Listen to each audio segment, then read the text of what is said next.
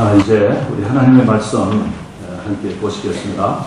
오늘 구약 10편으로 가십니다. 10편 139편 1절부터 10절까지 보겠습니다.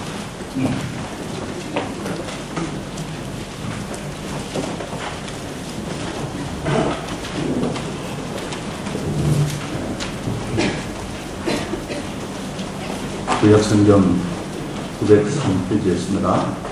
10편 139편 1절부터 10절까지의 말씀입니다.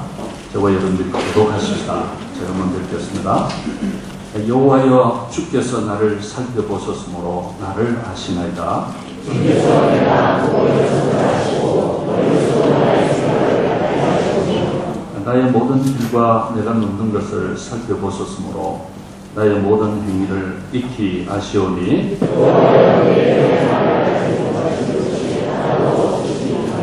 주께서 나의 앞뒤를 둘러싸시고 내게 안수하셨나이다.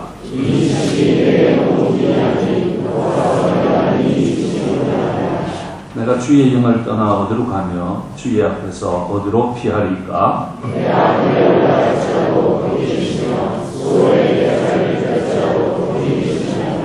내가 새벽 날개를 치며 바다 끝에 가서 거주할지라도 거기에서도 주의 손이 나를 인도하시며 주의 오른손이 나를 붙드시리이다. 아멘. 이제 우리 찬양에서 찬양으로 행원 드리겠습니다.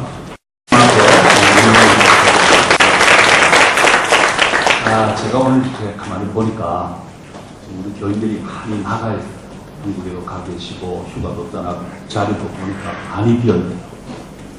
그리고 보니까 이런 휴가철이라서 그런지 좀 이렇게 많이 다운이 되어져 있어요. 여러분들 제가 보니까 우리 옆 사람에게 한번 인사하십시다. 힘내십시다. 한번 인사하십시다.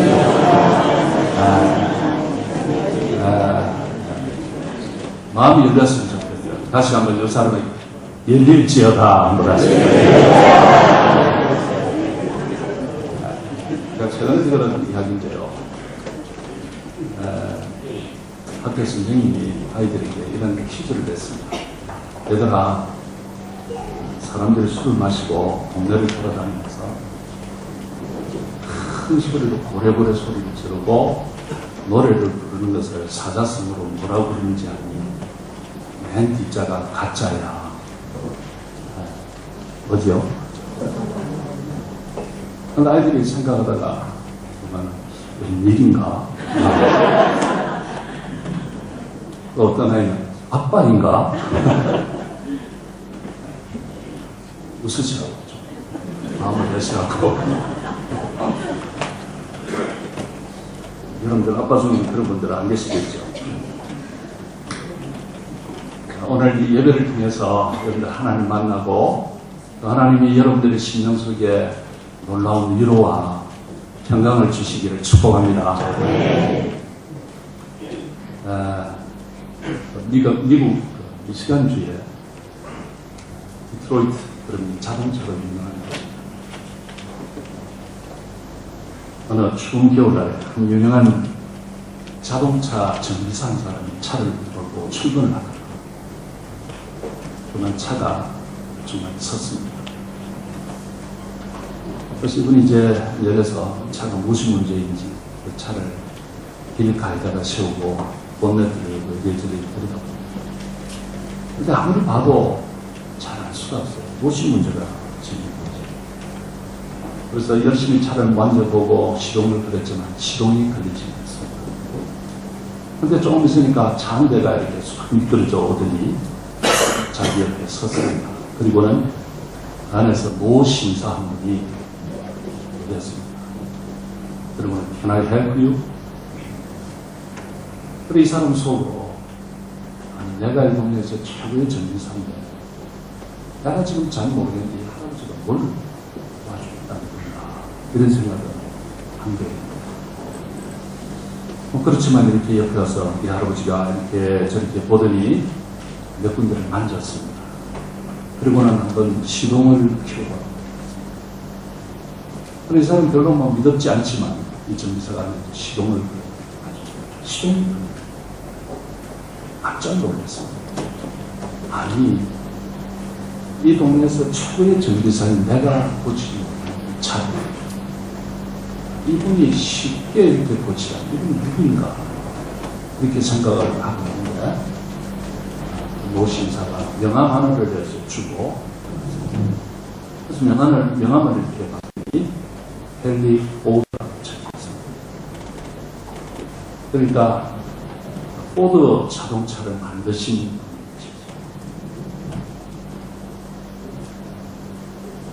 이 차에 대해서는 그 차를 만든 그분이 가장 잘 아는 것이죠. 뭐 이 이야기는 우리 헨리 포드를 이야기할 때 빼놓을 수 없는 아주 유명한 이야기고, 여러분들도 이 이야기를 이 차에 들었었을 것입니다. 성도 여러분, 우리 교회가 내년이면 설립된 지 25주년을 합니다. 이 교회가 처음 시작된 계기가 포첵스트롬, 이게 한 150km 정도 떨어져 있는 포첵스트롬에 얀세르 폰테인이라고 하는 치킨 농장이 있었습니다. 그 치킨 농장에 한국의 한 아가씨가 와서 병아리 판별사로 일을 하고 있었습니다. 근데 그 한 아가씨에게 전도를 하면서부터 이 교회가 시작이 됐습니다. 이 아가씨는 지금 영국에서 원사로 교회를 잘 섬기고 있습니다. 얼마 전에도 저하고 통화를 했습니다. 이렇게 시작된 이 교회가 지금 여기까지 성장을 했습니다.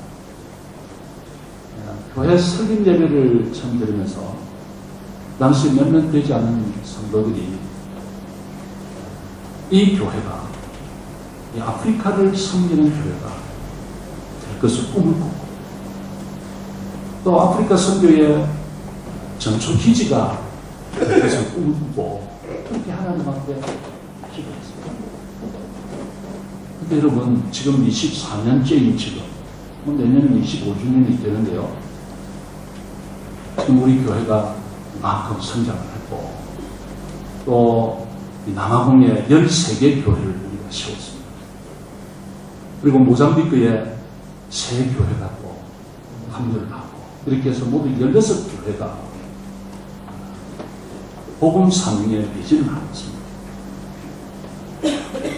근데 여러분, 교회가 처음 시작될 때 그런 비전을 가지고 그 당시에 몇몇 되지 않는 성도들이 그렇게 간절하게 하나님 앞에 기도했지만, 사실 좀 막연한 것이었어요. 하나님, 우리 교회가 아프리카 대륙을 품는 교회가 되게 해주십시오. 막연한 것이죠. 하나님, 이 교회가 아프리카 선교의 전초 기지가 되게 해주십시오. 막연한 것이죠. 우리 교회가 이런 열망을 가지게 될 줄, 그리고 우리가 이런 선교의 사명을 감당하게 될 줄을 그때는 그냥 막연했었어요. 그런데 여러분, 이 모든 사실을 처음부터 알고 계셨던 분이 있었습니다. 누굴까요? 하나님은 이렇게 될 줄 알았습니다. 그리고 이것보다 더 크게 앞으로 하나님의 일을 하게 될 줄 주님이 알고 계십니다. 왜냐하면 더 하나님이 이 교회를 세우셨고, 더 하나님이 이 교회에 대한 플랜을 가지고 계셨기 때문입니다. 우리 교회 애들이 외형만 이렇게 그 모양만 보면, 오늘 세계의 이 한인 디아스포라 교회가 한 5,500개 정도 있다고 합니다. 정확한 통계는 알 수 없지만 대충 그렇게 된다고 알고 있습니다. 그런데 이 한 5,500개 정도 되는 해외 한인 교회 중에 이 겉모습만 이렇게 보면, 외형만 보면 우리 교회가 한 5손가락 아름답잖아요. 멋있잖아요. 제가 우리 교회를 한 번씩 둘러봐도 참 좋구나. 제가 말씀을 전하러 5대양 6대주를 다 가봤습니다. 물론 뭐 나라들마다 다 가보지는 않았지만 대륙별로는 다 제가 가봤습니다. 근데 제가 가본 교회들 중에 우리 교회만한 이렇게 예쁘고 아름다운 교회가 없어요. 네. 근데 여러분, 저는 이 교회가, 우리 교회가 이렇게 아름답게 될 것이다 하는 것을 처음부터 어렴풋이 알고 있었어요. 왜냐하면 이 건축을 시작할 때부터, 이 교회 건축을 위해서 설계를 시작할 때부터 저는 이 나라 유대인 설계사가 이 교회를 설계를 한 20번 마주 앉아서 그림을 고치고 의논하고 협의하고 그랬습니다. 그래서 제가 이 교회에 대한 그림을, 그 당시에는 우리가 이 땅을 샀고 그 다음에 여기 이제 우리 관리 집사님이 살고 있는 사택 하나, 그 다음에 저기 마국간 하나, 이 동네가 다 말을 키우는 동네잖아요. 그리고 여기는 허브판이었어요. 그런데 이 땅을 살 때, 아, 여기다가 교회를 지어야 돼. 이런 마음으로 그렇게 살거든요. 그래서 이 교회를 설계할 때부터 제 머릿속에는 그림이 있었어요. 어렴풋이. 그래서 이 교회가 이렇게 아름답게 될 것이다. 우리가 남의 교회를 빌려서 5년 동안 예배를 드렸습니다. 그래서 이제 우리 교회를 가지면서 우리가 남의 나라에 있지만 우리 한국 민족이 그래도 너무 위축되지 않아야 되겠다, 이런 마음이 있었고요. 귀향의 교회 건축을 한다면 제대로 잘했으면 좋겠다.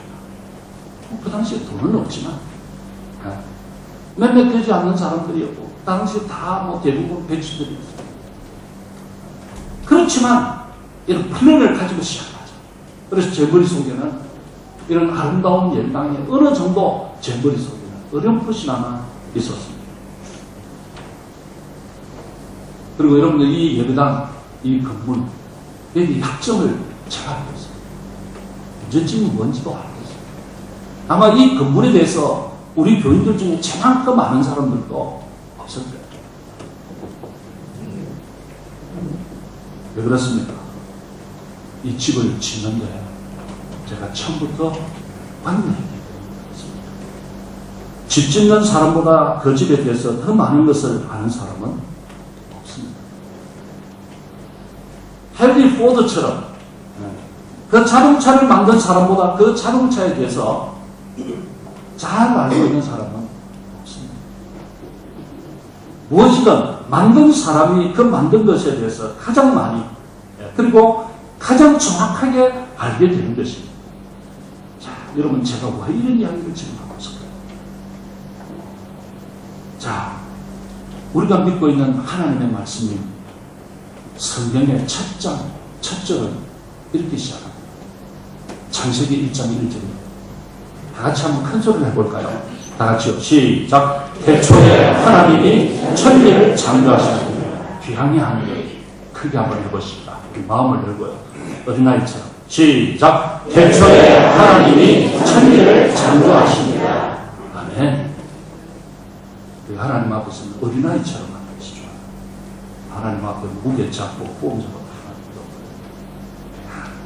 재롱도 부리고, 여기 집사님 한 번은 지금 한국에 가서, 한국에 가면 그 어머니랑 노모님하고 지금 50이 된 팬티 바람으로 춤을 춥니다. 그 어머니를 즐겁게 해드려요. 제가 그 소리를 듣고 효자합니다.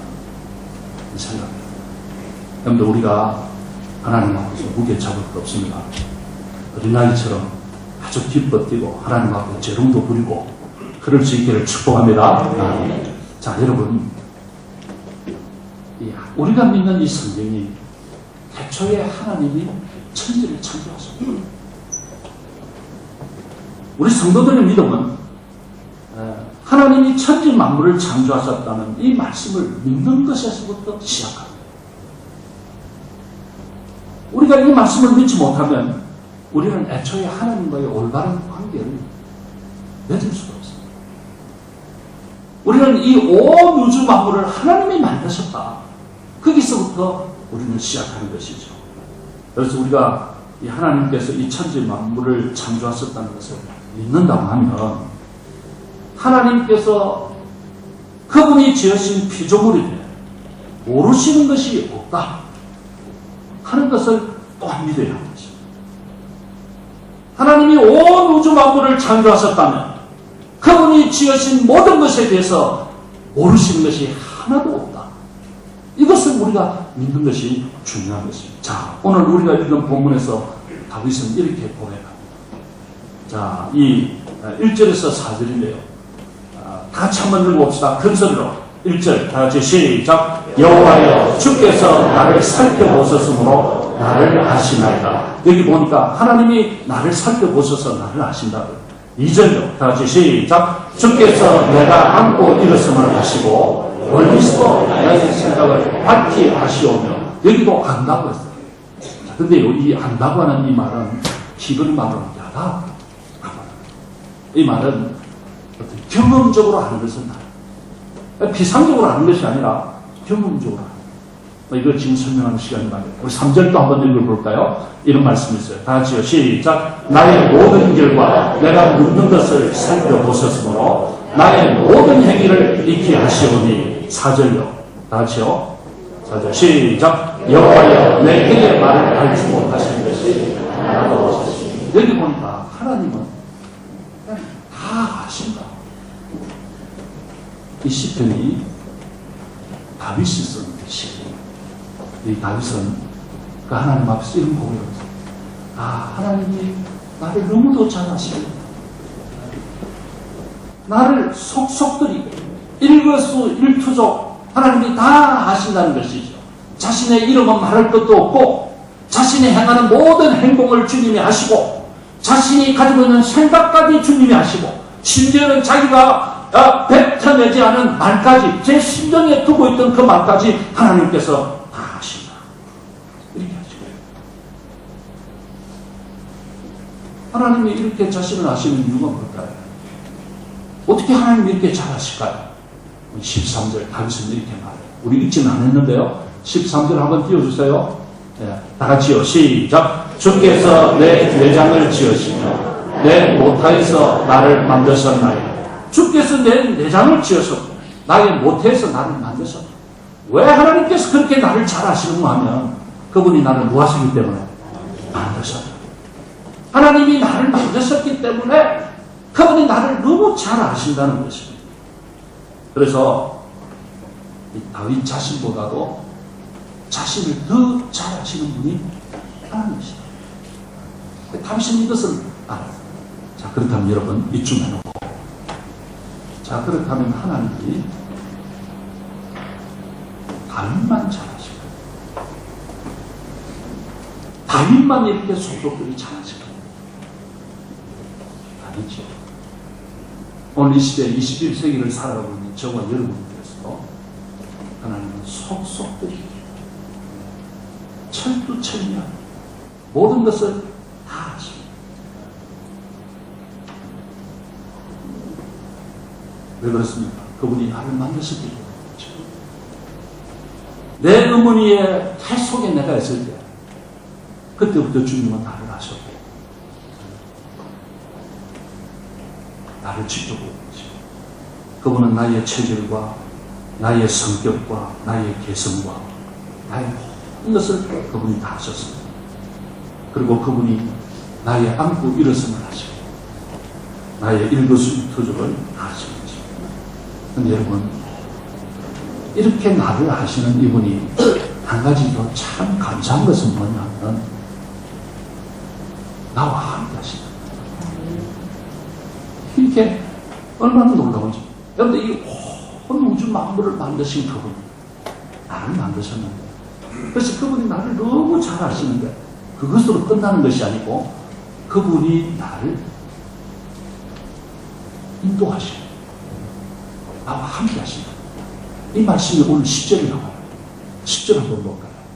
자, 우리 다 같이 읽읍시다. 시작. 거기서 주의 손이 나를 인도하시며 주의 오른손이 나를 이끄시리니 저 바닷가에 가도 하늘 위에 올라가고 저 땅속에 갇지 않고 거기에 위에서도 하나님이 나와 함께 하시고 나를 인도하신다.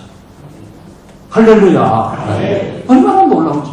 그분이 나를 아실 뿐만 아니라 아실 뿐만 아니라 나와 함께 하시고 나의 삶을 인도하신다. 얼마나 놀라운 일인지. 이렇게 나를 잘 아시는 분이 나와 함께 하신다면 내가 어디에 있든지 여러분 내가 어떤 상황에 처하든지 그 상황을 받아들이고 극복해 나갈 수 있을 뿐만 아니라 나로 하여금 보다 성숙한 믿음의 사람으로 만들어 가신다는 것이죠. 이게 놀라워. 자, 여러분, 이 다윗은 이런 고백을 하면서요. 우리가 다윗의 또 다른 시 하나를 볼 필요가 있어요.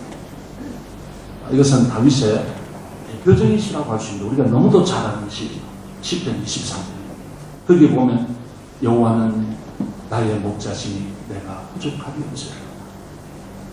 그가 나를 푸른 풀밭에 누이시고 쉴만한 물가로 인도하시는 내 영혼을 소생시키시고 자기 이름을 위하여 의의 길로 인도하시는 이런 말씀이 나오는데 방송실이 좀 급해서 먼저 띄우네요. 4절에 이런 말씀이 나와요. 4절에. 자, 다 같이요. 한번 읽읍시다. 시작. 내가 사망의 음침한 골짜기로 다닐지라도 배를 두려워하지 않을 것은 주께서 나와 함께 하십니다. 주의 지팡이와 막대기가 나를 안위하십니다. 한번 보면 이 사망의 음침한 골짜기가 나옵니다. 자, 여러분 여기 사망의 골짜기 뭘까요? 이 사망의 골짜기 이건 어느 날 우리의 삶에 갑자기 찾아온 낭패, 실패, 환난, 뭐 이런 거 다 있겠습니까? 이게 사망의 골짜기.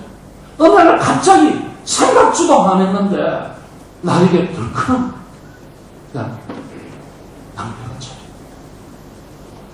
환난이 찾아. 고통이 찾아. 실패가 찾아. 자, 그런데 여러분, 거기 보니까 내가 사망의 음침한 골짜기로 다닐지라도 내가 해를 두려워하지 않을 것은 주께서 나와 어떻게 하시나? 함께 하신다. 그런 가운데서도 하나님 나와 함께 하신다는 거예요. 여러분, 우리가 이런 말씀을 보면서 저는 이런 생각이 안 됐어요. 아니, 하나님이 그렇게 나를 잘 아신다면서, 하나님이 그렇게 나와 함께 하신다면서, 하나님이 그렇게 그분의 지팡이와 막대기로 나를 보호한다는 것 아니겠습니까? 그렇게 보호하신다면서 왜 애초부터 그냥 나를 사망의 골짜기로 가지 않도록 말아주셨어야 되지 않는가 말이지. 왜 그렇게 나를 잘 아시고 왜 그렇게 나를 보호하시고 지키신다고 하면서 나를 사망의 골짜기로 집어넣어놓고 거기에서 함께 하시면 뭐한다 이 말이지. 이런 생각이 안 돼요. 그렇지. 나도 들어. 왜 그랬을까? 근데 여러분 성경에 보니까 이 다윗은 그런 불평을 하지 않았어요. 왜 그럴까요? 그것이 하나님이 자신을 너무 잘 알고 계시기 때문에. 이게 무슨 말이야? 하나님이 자신을 너무도 잘 알고 자신이 이를 만드셨기 때문에 그분이 자기를 잘 아시기 때문에 그렇다. 이게 무슨 말이야? 오늘 10편 139편이 그 말이야. 무슨 말입니까? 자신이 사망의 골짜기를 이렇게 믿음으로 통과하는 이런 과정을 겪지 않고는 결단코 믿음의 장수가 될 수 없고 결단코 하나님이 쓰시는 사람이 될 수 없음을 주님이 하셨다. 하나님이 다윗의 이 체질과 개성과 그 성격과 그의 모든 것을 그의 퍼스널리티를 그분이 아시기 때문에 이런 사망의 골짜기에 집어넣으셔서 그런 고통의 과정들을 믿음으로 통과하는 과정이 없이는 않고 믿음의 장수로 나갈 수가 없고 하나님 앞에 쓰임받을 수 없다는 것은 다윗이 그걸 알아요. 하나님이 그래서 자신을 사망의 음침한 골짜기로 밀어넣으셨다는 것이죠. 그런데요, 그를 밀어넣고는 그냥 내버려 두시는 것이 아니라 그 하나님이 그 가운데서 함께 하시고 붙들어 주셨다는 것이죠.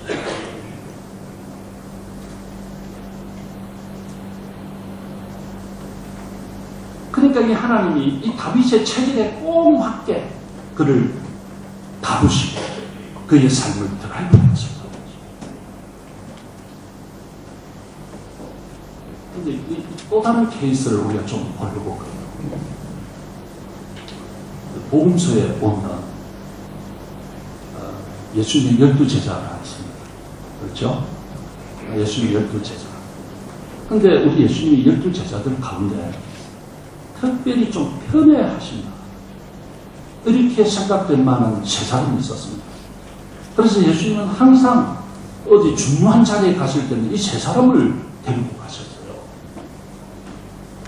예컨대 회당장 야이로의 딸이 병들어 죽었을 때 이 세 사람을 데리고 가요.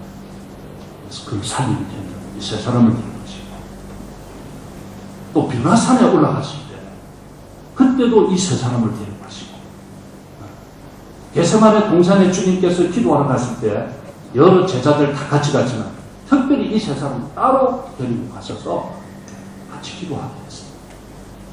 이 세 사람은 누구죠? 베드로, 야고보, 요한. 네. 우리 교인들 신경이 있습니다. 베드로, 야고보, 요한. 근데 여러분, 왜 예수님이 이 세 사람을 이렇게 특별히 관리하셨을까요?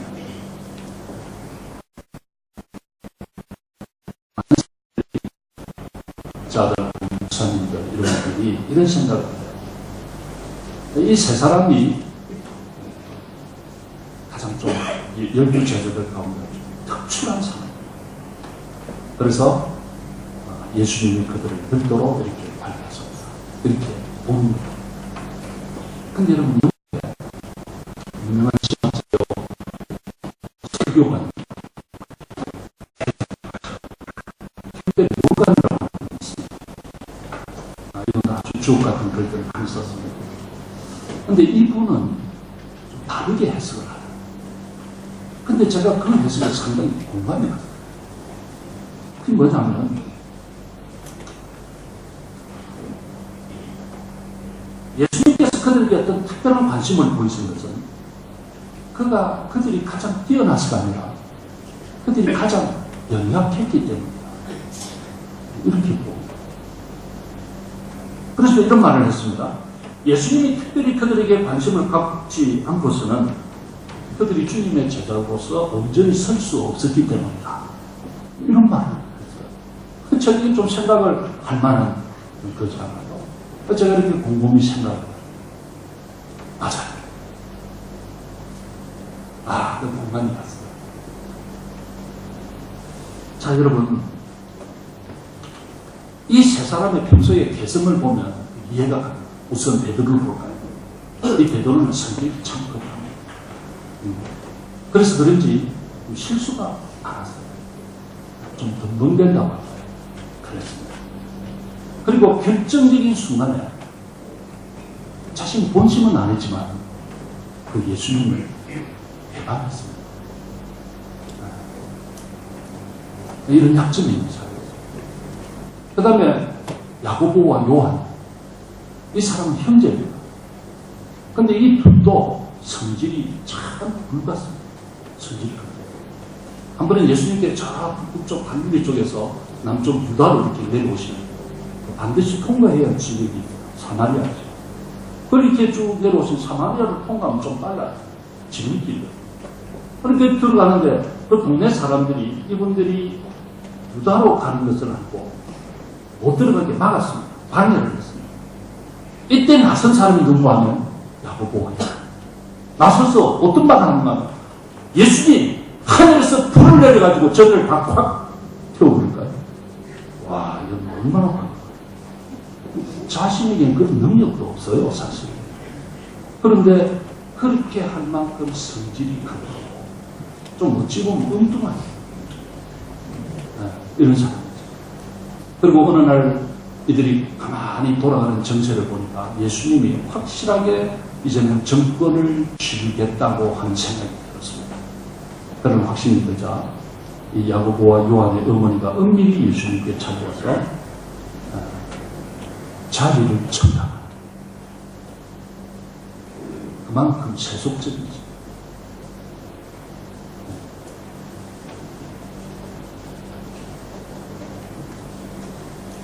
그러니까 예수님이 십자가에 이렇게 죽음을 앞두고 겟세마네 동산에서 처절하게 기도하시는 동안에 이 셋은 깊은 잠에 빠져 있었습니다. 그만큼 그들은 약했습니다. 이렇듯 그들의 약함을 아시는 주님께서 그들에게 특별한 관심을 보이지 않으셨다면 아마도 그들은 사도가 되지 못했을 수도 있을 것입니다. 그것이 굉장히 올가미 보는 생각. 잘 본 것 같아요.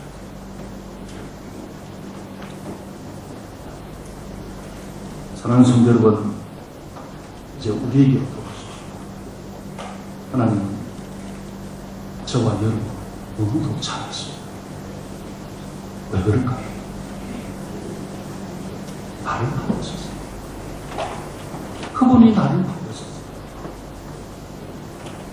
우리의 체질과 우리의 개성과 우리의 약함과 우리의 견뎌이 그래서 그분이 너무나 잘 아세요. 그래서 그분이 우리를 가장 우리에게 안 맞는 방식으로 우리를 드라이빙 하십니다. 왜 나에게 이런 일이 일어나야 하나? 우리는 생각할 때가 있어요. 하나님은 왜 이러십니까? 왜 이렇게 하십니까? 그렇게 생각될 때가 있어요. 근데 여러분, 그 하나님은 나를 가장 잘 아십니다. 그래서 가장 나에게 맞는 방식으로 하나님께서 나의 삶을 드라이빙 하십니다. 그래서 이제 부모를 따라서 미국에 이민을 간 한 자녀가 있었습니다.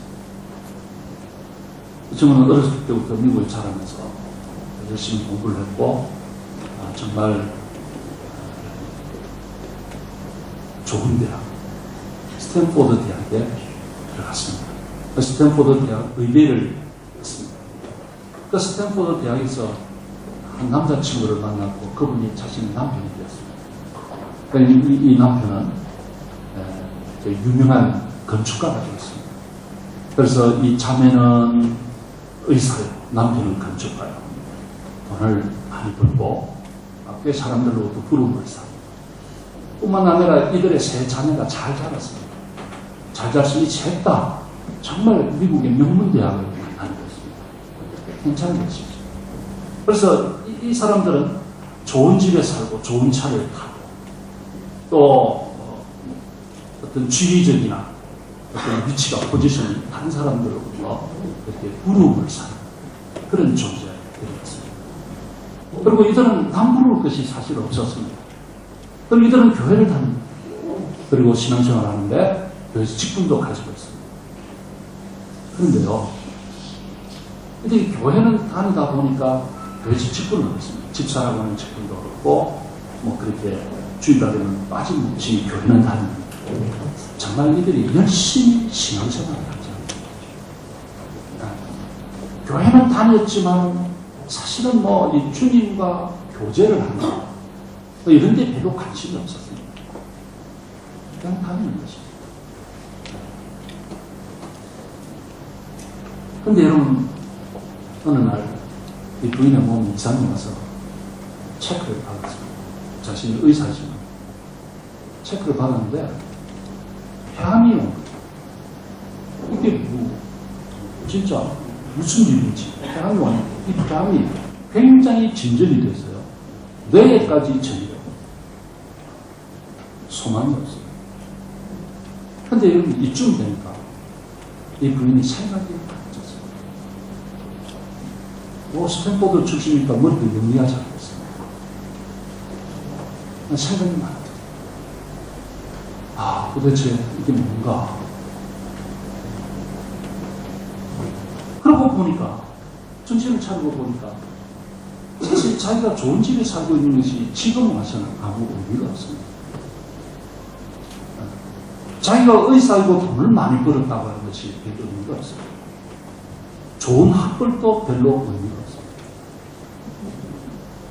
남편이 뭐 돈을 많이 버는 애 이름 있는 건축가라고 하는 것도 의미가 없습니다.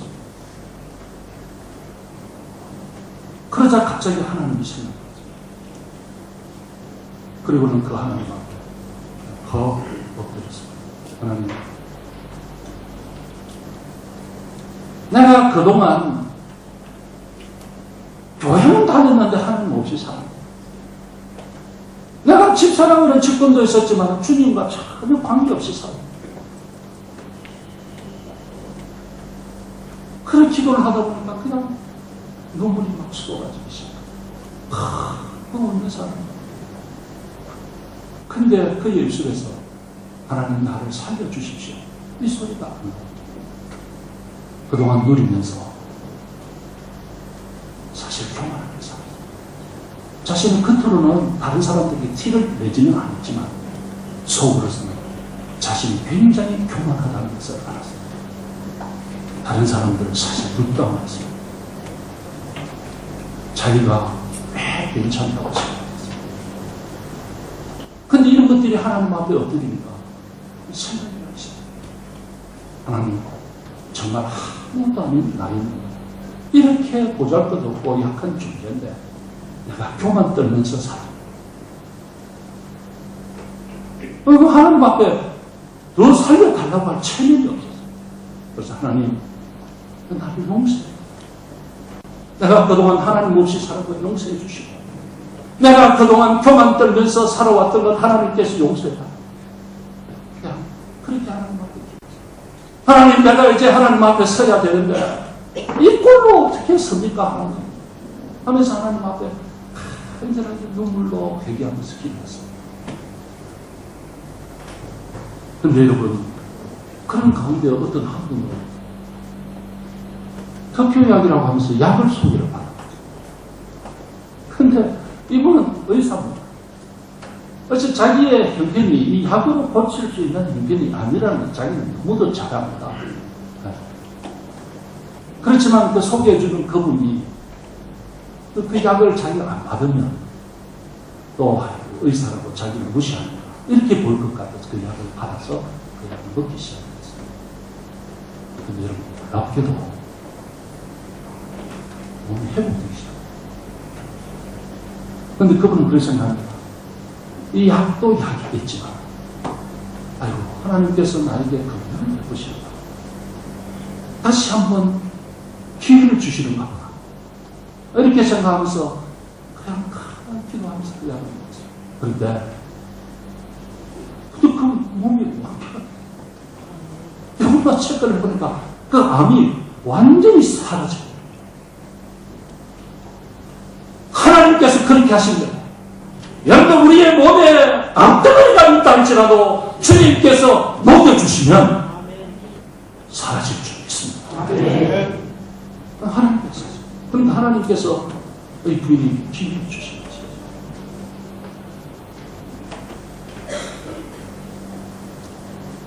그렇게 치유가 되고 난 뒤에 그는 이렇게 고백했습니다. 이런 이야기입니다. 나는 먹이통에 머리를 쳐박고 있던 돼지와 같았습니다. 돼지는 멸연해서 밥통을 치워야 밖으로 나오듯이 하나님이 나에게 그 밥통을 치워버리셨을 때 그제서야 비로소 하나님을 알게 되었습니다. 자신은 그동안 돼지 밥통 같은 데 머리를 쳐박고 있었다고 생각했습니다. 그렇게 돈 벌고 그렇게 잘 먹고 잘 입고 좋은 집에 사는 것이 전부라고 생각을 해요. 그 돼지 밥통 같은 그것이 자기의 인생의 전부라고 생각해요. 그런데 막상 이제 이런 일을 깨닫고 보니까 하나님께서 나에게 이 돼지 밥통 이걸 치우셨다. 그래서 내가 주님 앞에 하는 것을 깨닫게 되시죠. 사랑하는 성도 여러분, 하나님은 그녀를 다루시는 방식을 잘 알고 계셨습니다. 만약에 하나님께서 이런 방식을 하지 않았으면 그는 그녀가 말했던 것처럼 계속해서 그 돼지 밥통에 머리를 쳐하고 그렇게 살았습니다. 그래서 하나님은 이런 방식으로 그녀를 주님 앞으로 불러내셨습니다. 그녀는 스스로 자신이 대단한 존재라고 생각을 했었습니다. 그렇지만 사실은 그는 한없이 약한 존재였습니다.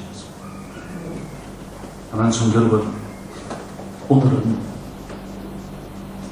우리의 연약함을 아시는 하나님께서 우리를 구원하시기 위해서 예수님을 이 땅에 보내주신 성탄절을 바로 앞에 둔 주님, 동시에 올 한 해를 마무리해야 하는 12월 셋째 주, 이 뜻깊은 주님, 오늘 여러분도 우리 지난 한 해 한번 돌이켜 보십시오.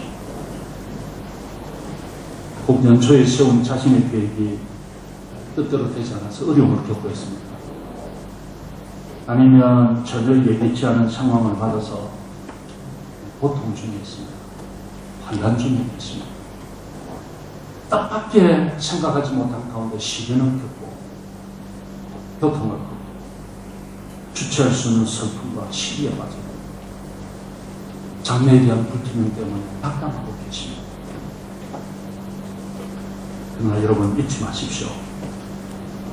하나님은 이 모든 것을 다 알고 계시다는 것을.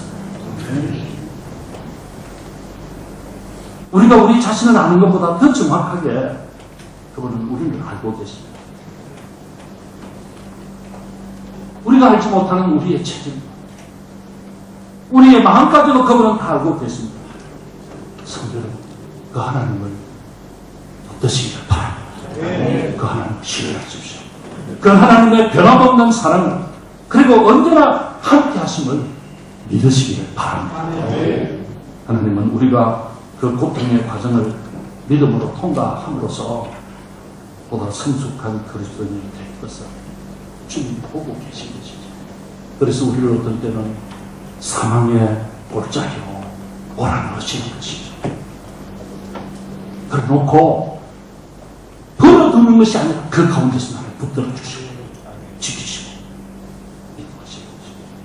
그래서 결국은 우리로 하여금 점검 같은 존재로 우리를 빚으실 것입니다. 이 연말에 우리에게 이 은혜가 넘치시기를 주의 이름으로 축복합니다. 기뻐하시겠습니다. 우리의 말씀 생각하시면서 한번 기도했으면 좋겠습니다. 하나님 감사합니다. 이렇게 나를 만드셨고 나를 잘하시고 오늘까지 나를 인도하시는 하나님, 내가 살아오는 삶의 과정 속에 올 한 해만 하더라도 이런저런 어려움이 있었습니다. 그런데 이런 걸 이제 알고 보니까 하나님께서 이런 과정을 거쳐서 나를 정령같이 빚어내시기 위함인 것을 제가 잘 알았습니다. 하나님, 내가 이제 하나님 붙듭니다.